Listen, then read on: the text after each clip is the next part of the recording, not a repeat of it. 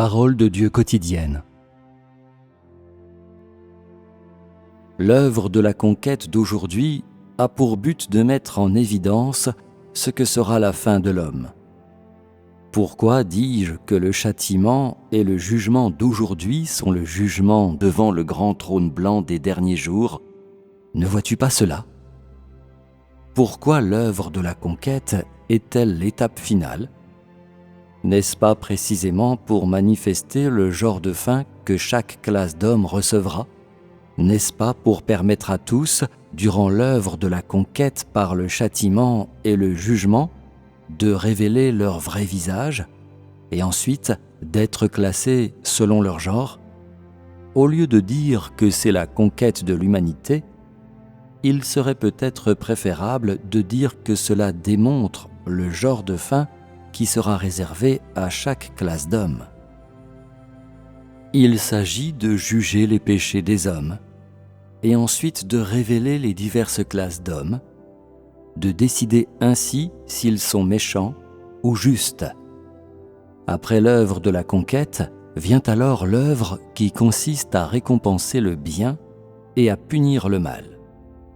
Aux gens qui obéissent complètement, c'est-à-dire ceux qui seront totalement conquis, sera confiée la prochaine étape de la diffusion de l'œuvre de Dieu à l'univers entier. Ceux qui ne seront pas conquis seront jetés dans les ténèbres et subiront des calamités. Ainsi, les hommes seront classés selon leur genre. Les méchants, rassemblés du côté du mal, pour être à jamais sans la lumière du soleil, et les justes, rassemblés du côté du bien, pour recevoir la lumière et vivre éternellement dans la lumière. La fin de toute chose est proche. La fin de l'homme lui a été clairement démontrée, et toutes les choses seront classées selon leur genre. Comment, alors, les gens peuvent-ils éviter l'angoisse d'être classés, chacun selon leur genre? La fin différente de chaque classe d'hommes est révélée lorsque la fin de toutes les choses est proche et s'est accomplie pendant l'œuvre de la conquête de l'univers entier. La révélation de la fin de toute l'humanité est accomplie devant le siège du jugement, pendant le châtiment et l'œuvre de la conquête durant les derniers jours. Classifier les gens selon leur genre, ce n'est pas retourner les gens à leur classe d'origine, car lorsque l'homme a été façonné au moment de la création, il n'y avait qu'un seul genre d'humain. La seule division étant entre l'homme et la femme. Il n'y avait pas de nombreux types de gens différents. Ce n'est qu'après plusieurs milliers d'années de corruption que différentes classes d'humains ont émergé. Certains sous le domaine des démons souillés, certains sous le domaine de méchants démons, et certains, ceux qui cherchent le chemin de la vie, sous la domination du Tout-Puissant. Ce n'est que de cette manière que des classes ont progressivement été établies entre les gens. Et ainsi seulement que les gens sont séparés en classes au sein de la grande famille de l'homme. Les gens en viennent tous à avoir des pères différents. Tout le monde n'est pas entièrement sous la domination du Tout-Puissant, car l'homme est trop rebelle. Un jugement juste divulgue l'être vrai de chaque type de personne, ne laisse rien cacher. Tout le monde montre son véritable visage dans la lumière. Actuellement, l'homme n'est plus tel qu'il était à l'origine, et la ressemblance d'origine à ses ancêtres a depuis longtemps disparu. Étant donné que d'innombrables descendants d'Adam et Ève ont depuis longtemps été capturés par Satan pour ne plus jamais connaître le ciel-soleil, et parce que les gens ont été remplis de toutes sortes de venins de Satan. Ainsi, les gens ont leur destination appropriée. De plus, c'est sur la base de leurs différents venins qu'ils sont classifiés selon le genre ce qui veut dire qu'ils sont triés selon l'étendue de leur conquête d'aujourd'hui. La fin de l'homme n'est pas prédestinée depuis la création du monde. En effet, au commencement, il n'y avait qu'une seule classe collectivement appelée humanité, et les hommes n'avaient pas été corrompus par Satan au début, et tous les gens vivaient dans la lumière de Dieu, sans obscurité autour d'eux. Mais après que les hommes ont été corrompus par Satan, tous les types et toutes les sortes de gens se sont répartis sur toute la terre. Tous les types et toutes les sortes de gens qui venaient de la famille collectivement appelée humanité, composée d'hommes et de femmes.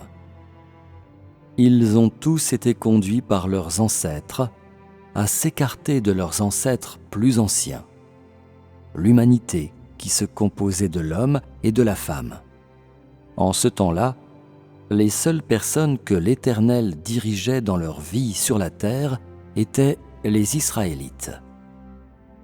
Les différents genres de personnes qui ont émergé de l'ensemble d'Israël ont alors perdu la direction de l'Éternel.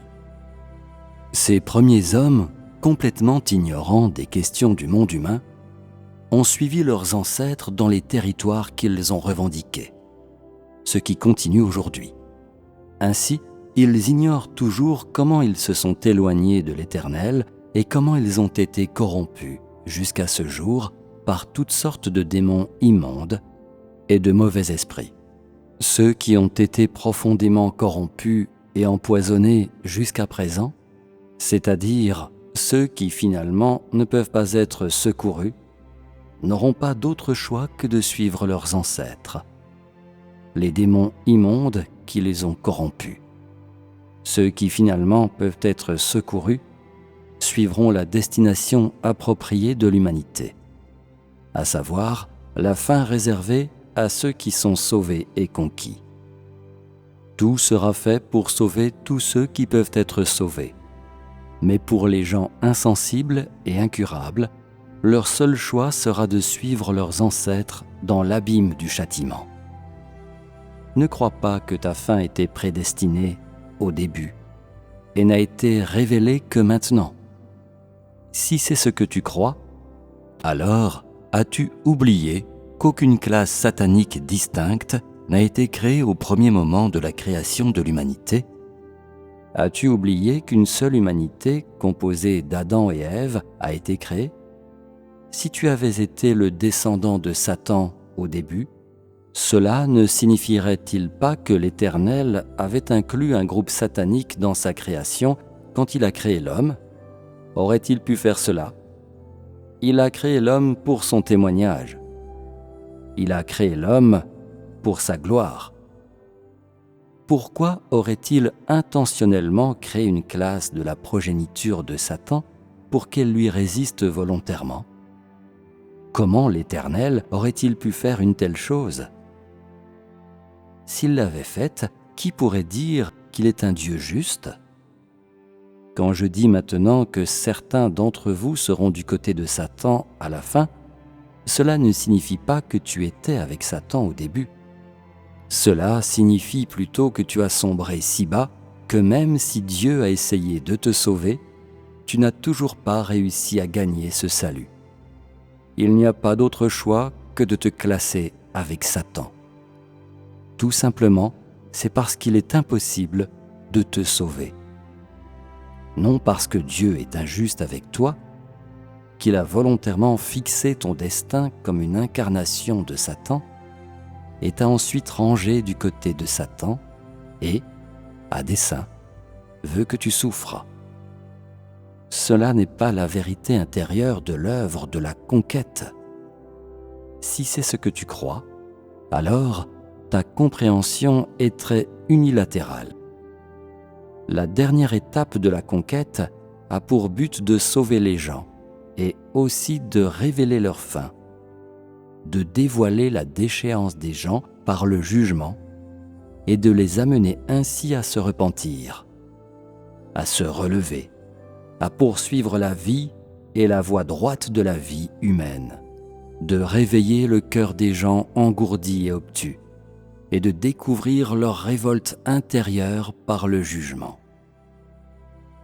Cependant, si les gens sont toujours incapables de se repentir, toujours incapables de poursuivre la voie droite de la vie humaine et incapables de rejeter ses corruptions, alors il devient impossible de les sauver, et Satan les dévorera. Telle est la signification de la conquête de Dieu. Sauver les gens et dévoiler leur fin. Une bonne fin, une mauvaise fin, tout est révélé par l'œuvre de la conquête. Que les gens soient sauvés ou maudits, tout est révélé pendant l'œuvre de la conquête.